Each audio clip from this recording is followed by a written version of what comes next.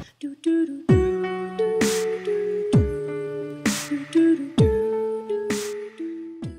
this is Dax from Dax TV, and I'm going to give a quick show to see how Affliction looks in 7.0.3.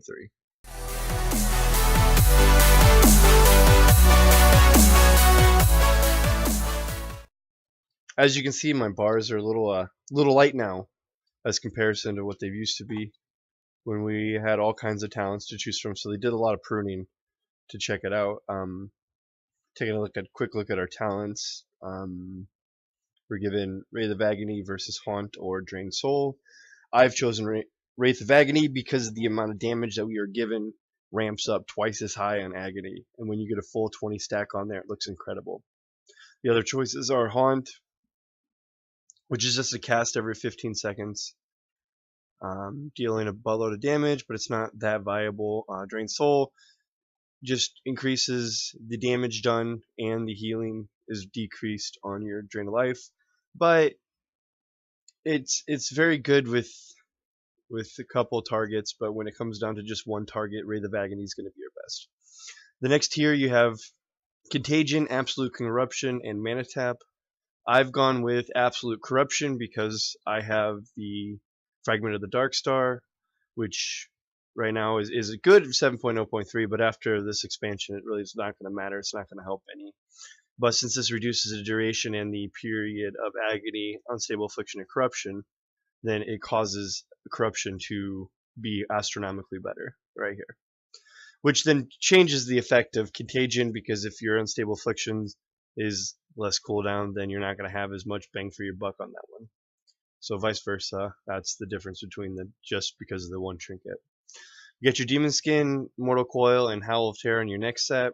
I always go with Demon Skin. It's kind of the go-to just to have for defense. It heals you and absorbs up to 20% health. It's very good.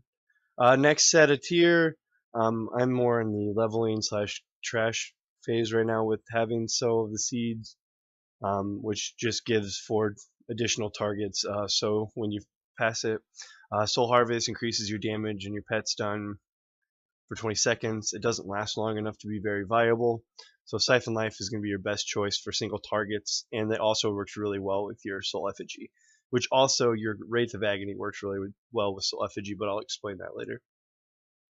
Your next set, you have Demonic Circle, Burning Lash, and Dark Pact. Out of this one, it's more of your survivability or your movability ones. I always find Dark Pact was very good because it sacrifices 20% of your demon's health, and it gives you 400% of a shield to block anything that can happen, which is very good for raid counters when you're going to find a lot of time where damage is coming your way and you got to nerf that in the butt before it gets too bad. Burning Rush is good to avoid stuff, but it usually does some damage, and it just kind of helps you get out of the way of something, but it doesn't really protect you if anything does go wrong. Your next set is going to be Grimoire of Supremacy, Grimoire of Service, and Sacrifice. I always like Service. It gives you a second Fell Hunter when you use it, so you want to use your main Fell Hunter and you want to use a Service Fell Hunter, because when you use the Fell Hunters, their Shadow Bite damage is increased by the amount of dots that you have on the target. So having 2 of them out during that is going to be very good, which then allows you to use your Fell Doomguard as a cooldown every 3 minutes as your main DPS provider. On your last set, I have Soul Effigy, Phantom, Singularity, and Soul Conduit. Anything over 3 targets, Soul Conduit will help a lot in your shard generation, which is very good. Or we use this one for 1 or 2 targets. It creates a Soul Effigy bound to the target.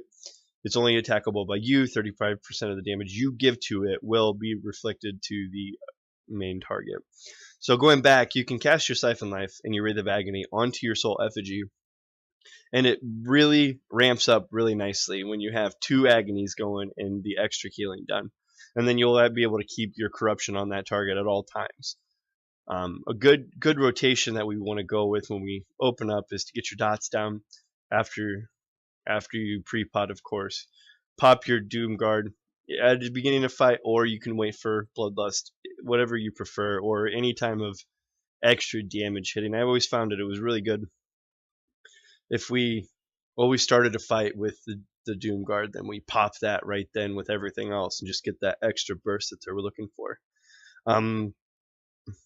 with corruption being on absolute corruption, it's always going to be completely on the target all the time. So the only dot that you really have to watch is agony to make sure that doesn't fall off. The other dot that's really important to take a look at is the new changes for unstable affliction, where it does a nice damage nuke onto a target, and if there's any chance of adding extra ones, it just adds damage to the dot.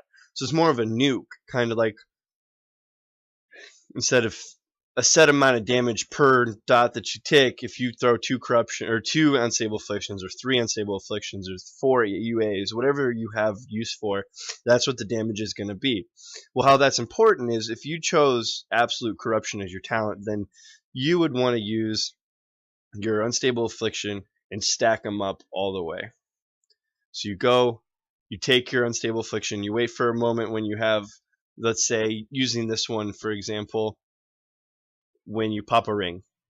Not that that's going to be important to decide on the next expansion, but right now in 7.03, use that or a potion.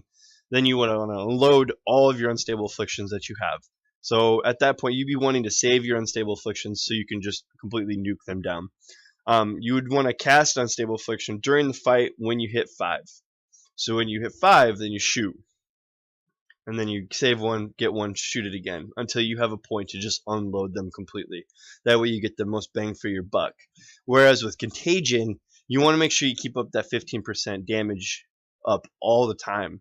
So it'd be like how Haunt was last expansion, where you just cast it, keep the debuff up, and you keep everything going. So you want to unstable affliction, keep the damage, unstable affliction, keep the damage. And with that, Soul Conduit does seem look really good, and that's the best way that we look at it.